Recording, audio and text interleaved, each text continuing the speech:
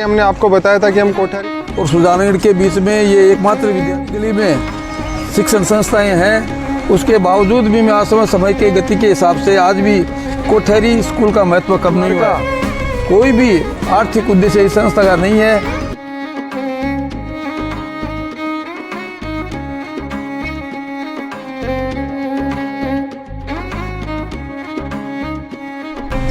नमस्कार, एक बार फिर से आप सभी का स्वागत है हमारे नए व्लॉग में। आज हम कोई हवेली या वैसे नहीं दिखाने जा रहे हैं। आज हम जा रहे हैं किसी से मिलने सालासर, और सालासर में अपना घर है तो वहाँ पे ही अपन लंच करेंगे।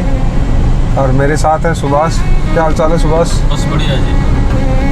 आप बहरीन में भी आप लोग हमारे वीडियो देखते हैं क्या? बहुत देखते हैं Bahrain, Saudi, Qatar, Dubai, Kuwait, अरब देशों में बहुत देखते हैं अपनी वीडियो। तो आज हम जा रहे हैं सुभाष के घर और वहीं खाना खाएंगे, और बीच बीच में जो भी शेखावाटी के हमारे राजस्थान के जो गांव हैं वो हम आपको दिखाते जाएंगे। बने रहिए हमारे साथ इसी यात्रा में, कंटिन्यू। अभी हम सीकर से तकरीबन 15 से 16 किलोमीटर दूर आ गए हैं, और ये सालासर सीकर रोड है जो 52-53 किलोमीटर की है। अभी बीच में गाँव की घुमक्कड़ी में हम आपको बीच में दिखाएंगे कि एक स्कूल आती थी, कोठारी स्कूल, जो पुराने टाइम की बहुत अच्छी स्कूल थी। वहाँ से कई अफसर, कई नेता पढ़े हुए हैं, और वो हम अगर मौका मिलेगा, परमिशन मिलेगी तो हम आपको दिखाएंगे। उस टाइम पे कोठारी में एडमिशन होने का मतलब था कि जैसे आज के टाइम IIT में एडमिशन हो गया, वहाँ पे जिसने एडमिशन ले लिया उसका भविष्य सुनिश्चित था, बहुत ही अच्छा भविष्य था। तो बने रहिए आप, आगे आगे हम दिखाते हैं आपको।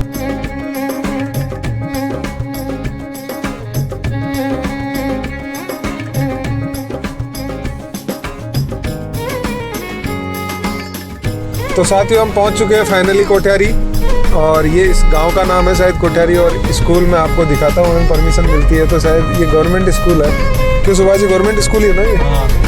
देखते हैं इसमें अगर परमिशन मिलती है तो। चालू रखते हैं वीडियो।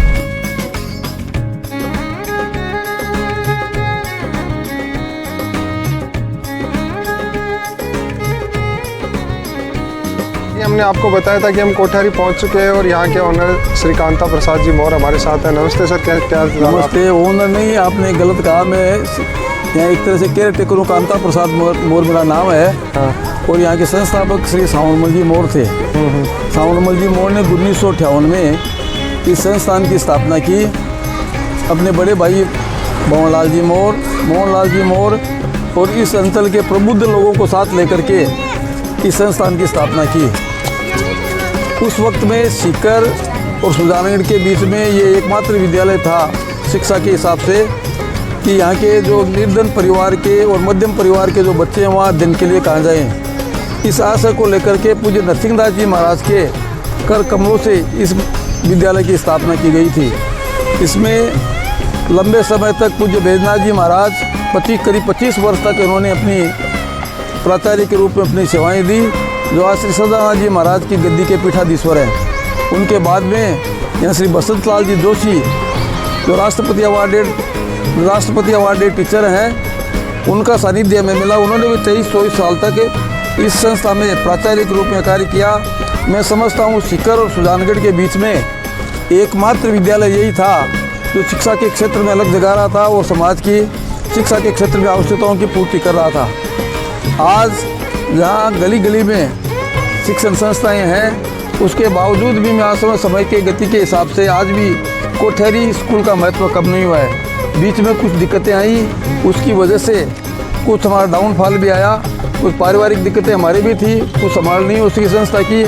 हमारे परिवार का कोई भी आर्थिक उद्देश्य इस संस्था का नहीं है। हमारा एक ही उद्देश्य कि जब से इसकी स्थापना हुई तब से हमारे परिवार ने इसको जनहित के लिए समर्पित किया है, और आज भी उसी भावना के साथ हम लोग काम कर रहे हैं। तो सर, ये जो अपन पीछे देख रहे हैं, ये यहाँ की मुख्य बिल्डिंग है, यही थी क्या? मुख्य रूप से बिल्डिंग यही थी जब शुरुआत हुई थी। शुरुआत में तो कोई 2 झोंपड़े थे मात्र। हाँ। उन 2 झोंपड़ों में कोठारी की शुरुआत हुई। पूज्य नरसिंहदास जी महाराज थे। हाँ। उनके कर कमलों से पिताजी ने भजन कीर्तन करने के साथ में इस विद्यालय की स्थापना की, और मात्र 2 गाँव के बीच में सुनसान जगह में ये विद्यालय स्थापित हुआ था।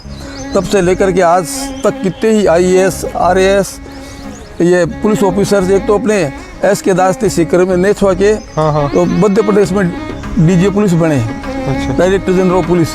हाँ। एक IAS आंध्रा में थे, वो मुख्य चुनाव आयुक्त रहे BL शर्मा, वो भी इसी स्कूल के विद्यार्थी रहे।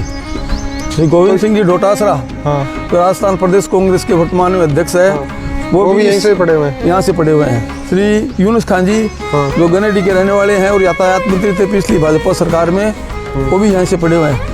मैं समझता हूँ कि एक नहीं हजारों इस तरह के विद्यार्थी जो अपने देश के कोने कोने में अपनी प्रतिभा का प्रदर्शन कर रहे हैं और इस संस्थान में पढ़े हुए हैं। पूरी तरह से हमारे पार्ट पर मैं मानता हूँ, स्वीकार करता हूँ इस बात को, हमारी कमी को हम उन लोगों का दाम उजागर नहीं कर सके और आज तक उनको हाईलाइट नहीं कर सके। जिन जिन लोगों ने, यहाँ काफ़ी संख्या में लोग हैं। ये रास्ता कहाँ जाता ऊपर है? नरसिंहदास जी महाराज का मंदिर है, बहुत बड़ा हॉल बना हुआ है, ना बच्चे बैठ कर किसी में प्रार्थना करते थे। आपसे मिलने के बाद में ही हम देख लेंगे। तो यहाँ पे हॉस्टल भी हुआ करता था क्या? हॉस्टल में तो काफ़ी संख्या में लड़कियाँ थे, करीब 600-700 लड़कियों तक संख्या होती थी। तो अभी यहाँ अंग्रेजी माध्यम और हिंदी माध्यम? अंग्रेजी माध्यम तो अभी पिछले 4-5 साल से शुरू किया है। हाँ। पहले RBSE बोर्ड से संचालित था, हमें 1 अप्रैल से CBSE बोर्ड की मान्यता मिली। तो अभी अपने जैसे अपन स्कूल की बात करें तो औरों से अपनी फीस तो वैसे फीस सबसे कम है, सबसे कम। है। यही बात मैंने सुनी मैं थी। समझता हूँ आने वाले समय में सुविधा भी सबसे ज़्यादा होगी। हम लोगों का, मैं पारिवारिक रूप से बताऊं, हम लोगों का कोई आर्थिक उद्देश्य और कोई उद्देश्य संस्थान में नहीं है। हमारा मात्र पहले भी इसकी स्थापना हुई तभी उद्देश्य है कि जन सेवा का था और आज भी जनहित के लिए हमारा पूरा परिवार संस्था को समर्पित है। मेरे पिताजी की जब 2016 में डेथ हुई तो उनका दाह संस्कार भी उन्होंने यहाँ इसलिए करवाया कि मैं यहाँ रहूँगा तो आप पूरा परिवार इस संस्था से जुड़ा रहेगा, आप सब लोग आते जाते रहोगे, लगाव बना रहेगा वो। लगाव बना रहेगा संस्था से। तो वो सामने वाली जो अपने को बिल्डिंग दिख रही है वो हॉस्टल था क्या? दोनों साइड दो हॉस्टल थे, एक पीछे इधर हॉस्टल हो रहा है, एक हॉस्टल की बिल्डिंग इधर भी है। हॉस्टल के समय की आपकी बात बताऊँ, वो साधारण नाम मात्र का खर्च था। करीब मतलब ये समझ लो 2-4-5 रुपये में लड़के अपने घर से दाल लाते थे और आटा ले आते थे, घी ले आते थे और यहाँ खाली रसोई को लेबर चार्ज जो लगता था रसोइयों का, वो बच्चों से वसूल करते थे और उसको आपस में बच्चों को डिस्ट्रीब्यूट करते थे। भाई कितना मंथली खर्चा है। नाम मात्र के खर्चे में ये कोठियारी शिक्षा प्रदान करती थी और तब से आज तक कुछ बीच में कुछ गिरावट आई, लेकिन आज पिछले 5-7 साल से मैं कहता हूँ कि मैं पारिवारिक दायित्व के हिसाब से मैं अभी फ्री हूँ। मेरा परिवार में भाइयों के हिसाब से दूसरा नंबर है, तो बच्चे हमारे काम करने लग गए।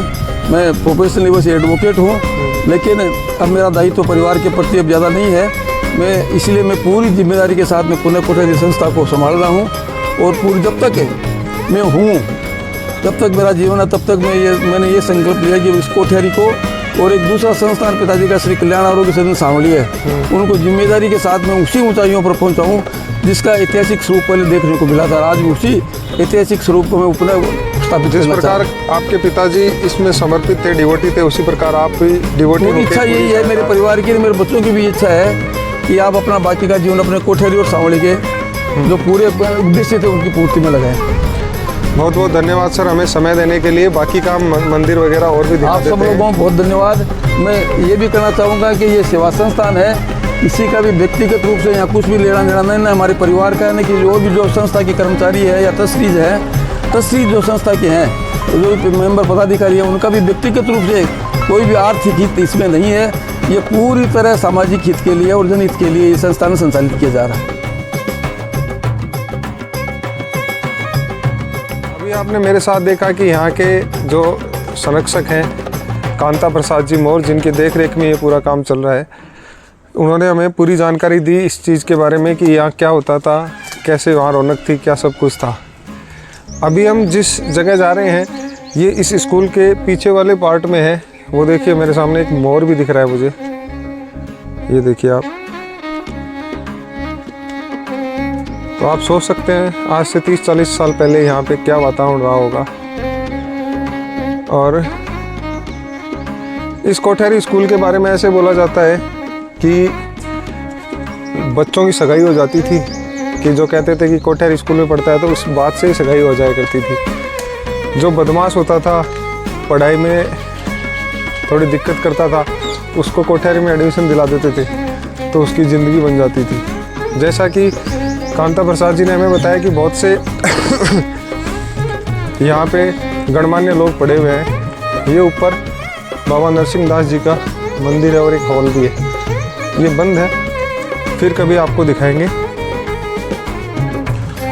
कोठियारी स्कूल के बिल्कुल सामने, पहले तो मैं आपको एक बात क्लियर कर दूं कि इस गांव का नाम कोठियारी है या इस जगह का नाम कोठियारी है। तो ये जो स्कूल बनी हुई है इस 100 मीटर के एरिया को ही कोठियारी कहा जाता है और इसके नेछवा पंचायत लगती है। सामने स्कूल के सामने की तरफ बहुत ही पुराना हॉस्टल है, तो वो हॉस्टल भी हम आपको दिखाएंगे किस अवस्था में आज है और किस अवस्था में 40 साल पहले हुआ करता था।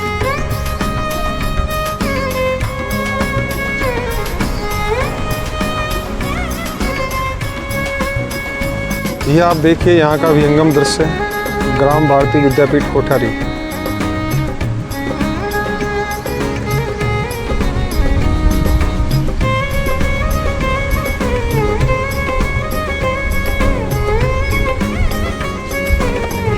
तो ये आप मेरे सामने जो अभी देख रहे हैं ये हॉस्टल की बिल्डिंग है, कोठियारी स्कूल के हॉस्टल की बिल्डिंग है। मेरा एक कन्फ्यूजन था इतने सालों से कि इसको कोठियारी स्कूल क्यों बोलते हैं, जबकि इसका नाम तो ग्राम भारती बालपीठ है।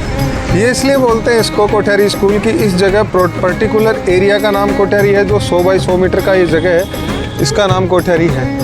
ये आज से तकरीबन 50 साल पुराना हॉस्टल है जो आप मेरे सामने देख रहे हैं। बहुत से लोग मुझे कहते हैं कि कैमरा धीरे चलाया करो, इसलिए मैं इस बार कोशिश कर रहा हूँ कि कैमरा बहुत धीरे चले, लेकिन जिस तरफ नज़र जाती है उसी तरफ कैमरा घूम जाता है। यहाँ पे टोटल 40 रूम है और किसी ज़माने में यहाँ पे इतनी रौनक हुआ करती थी कि एडमिशन के लिए बहुत सी अप्रोच लगाई जाती थी और बहुत ही मिनिमम कॉस्ट में यहाँ पे आज भी पढ़ाई होती है।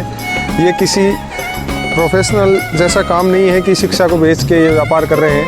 ये मोर परिवार द्वारा संचालित है और ये बिल्कुल नो प्रॉफिट नो लॉस पे काम करते हैं। तो इसके बाद में हम यहाँ पे सावरमल जी मोर की समाधि देखेंगे जो हम आपको दिखाएंगे आगे की तरफ। अभी आप जो मेरे सामने देख रहे हैं सीकर के पूर्व विधायक और पूर्व जिला प्रमुख श्री सावरमल जी मोर, जो यहाँ के संस्थापक भी थे ग्राम भारती विद्यापीठ कोठियारी के, जिन्होंने एक नई शुरुआत की थी। ये आप मेरे सामने देख रहे हैं इनकी समाधि स्थल। तो जैसा कि कांता प्रसाद जी मोर हमें बता रहे थे कि ये इनके पिताजी थे और इन्होंने अपनी समाधि यहीं पे ही बनवाई और अंतिम संस्कार भी उनका यहीं पे हुआ। इसलिए हुआ कि ताकि परिवार के लोगों का यहाँ से जुड़ाव हो सके। जुड़ाव इसलिए कि जो मुहिम इन्होंने इतने साल पहले चालू की थी वो आज भी बनी रहे और लोगों को अच्छी शिक्षा कम बजट में मिल पाए। आज के आधुनिकीकरण के दौर में ऐसी व्यवस्था कर पाना बहुत ही मुश्किल है। आप मेरे सामने देख सकते हैं यहाँ पे सिटिंग अरेंजमेंट बहुत ही अच्छा बना रखा है। और हमारे साथ गार्ड साहब भी हैं। गार्ड साहब क्या नाम है आपका? विनोद कुमार शर्मा जी। कहाँ से आप? नीम। कितने साल से हैं यहाँ? 2 साल से हैं साहब। 2 साल से हैं आप। ये केयर टेकिंग का ही काम करते हैं जी। अभी बच्चे आ रहे हैं और खूब स्कूल में, और इसकी बस खाली ताला लगा के रखते हैं आप? गार्डनिंग वगैरह करते हैं? बागवान है सर, बागवान है। चलिए तो चलिए आगे चलते हैं अपन सालासर की तरफ और आगे की घुमक्कड़ी आपको लेके चलते हैं और दिखाते हैं क्या होता है। बहुत बहुत धन्यवाद। आगे की यात्रा में आप जो मेरे सामने ये गांव देख रहे हैं, ये गांव कौन सा है सुभाष जी? गनेडी गांव है। और हम इस गांव से तकरीबन 3-4 किलोमीटर दूर पर हमारे मिलने वाले हैं। उनके पास जाके फिर आगे की यात्रा कंटिन्यू रखेंगे सालासर के लिए। तब तक आप गाँव का लुत्फ़ उठाइए, देखिए सीकर के और नागौर की सीमा पर बसने वाले गाँव कैसे होते हैं। हर जगह सीमेंटेड रोड बन चुकी है आजकल, तो रास्तों की तो कोई प्रॉब्लम है ही नहीं। और इस गांव में अभी हम जिस जगह जा रहे हैं उस गांव का नाम है नौरंगसर। सुभाष जी नौरंगसर ही नाम है ना उसका? नौरंगसर कलवा। नौरंगसर कलवा? हाँ, कलवा डूंगरवास नौरंगसर। इधर पहले कुएं नहीं थे शायद, और अभी भी शायद भूजल की बहुत ही समस्या है। लेकिन अभी राजस्थान में क्या पिछले 2 साल से यही हो रहा है कि बरसात अच्छी हो रही है। जून के महीने में भी प्री मानसून की देख लें या कोई सी भी बरसात देख लें, यहाँ पे बरसात हो रही है तो लोगों ने फसलें बुआई कर दी है। आप मेरे सामने देखेंगे कि जो जितने भी खेत दिख रहे हैं यहाँ पे किसी ने भी ट्यूबवेल नहीं कर रखी, क्योंकि एक तो भूजल स्तर नीचा है और जहाँ पे भी है वहाँ पे पानी बहुत खारा है, यानी सिंचाई के योग्य नहीं है। इसलिए लोग बरसात के पानी पे ही अपने आश्रित रहते हैं खेती किसानी के लिए। ये गांव आ गया है कलवा। इस गांव में देखो 2 मंजिल की बिल्डिंग बना रहा है सुभाष जी। यहाँ के लोग ज़्यादातर बाहर खाड़ी देशों में ही मजदूरी करते हैं, काम करते हैं। बने रहिए आप हमारे साथ आज गांव की यात्रा में। ये गांव का गोवाड़ आपको दिख रहा है, गोवाड़ जिसको बोलते हैं, चौरा। अभी हम सालासर से तकरीबन 8 किलोमीटर दूर हैं, 8 क्या 6 किलोमीटर दूर है। तो सालासर का टूर अगली बार रखेंगे अपन, लेकिन पहले सालासर से बीच में हम सुभाष जी के घर पे जाएंगे और आज का लंच वहीं पे रहेगा हमारा। यहाँ से सिक्कर राइट साइड में 53 है और लक्ष्मणगढ़ डायरेक्ट सीधा चलते हैं तो 34 किलोमीटर है। और अपने को चलना है सीधा, ये बाईपास सड़कें बनी है, लेफ्ट चलना है सीधा। तो ये सीधा कहाँ जाता है रास्ता? सीधा लक्ष्मण जाता है थोड़ा इधर, बीच में मार्केट होके चलेंगे क्या? ये नहीं मानता। अगर अपन इधर से आते, जहाँ कोठारी स्कूल थी उससे सीधा आते तो ये रास्ता पड़ता था। In 600 meters,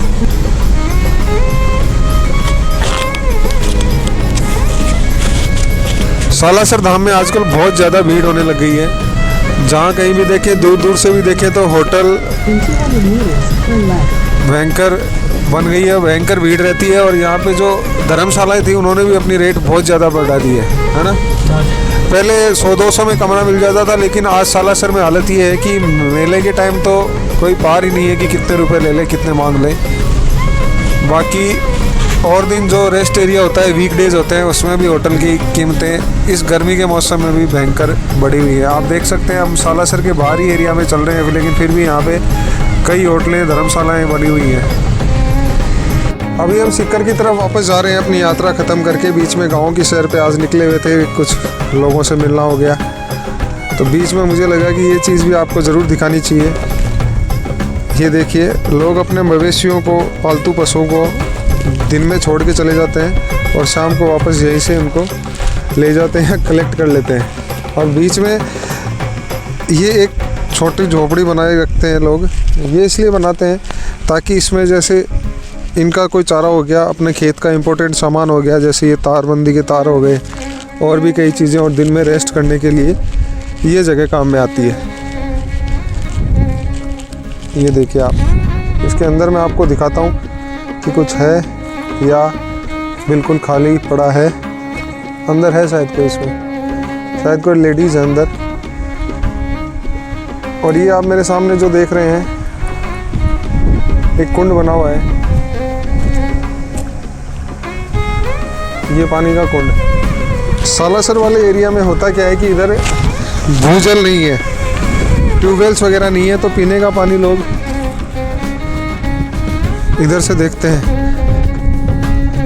ये आपको अभी सामने साफ नज़र आ रहा होगा, ये पानी का कुंड है एक, ये जो आप मेरे सामने देख रहे हैं। इसमें पानी, बरसात का पानी इकट्ठा हो जाता है और फिर उसके बाद में इसको पूरे 12 महीने के लिए काम में लिया जाता है। ये देखिए, ये झाड़ियाँ हैं। और सबसे इम्पोर्टेंट चीज़ मैं आपको दिखाता हूँ कि किसान अपने खेत में खेती करता है तो इस चीज़ को बहुत संभाल के रखता है। ये दोहन के लिए, जलाने के लिए लकड़ियाँ होती हैं, इसको बहुत संभाल के रखते हैं। और ये जो पानी का कुंड आप जो मेरे सामने देख ही रहे हैं,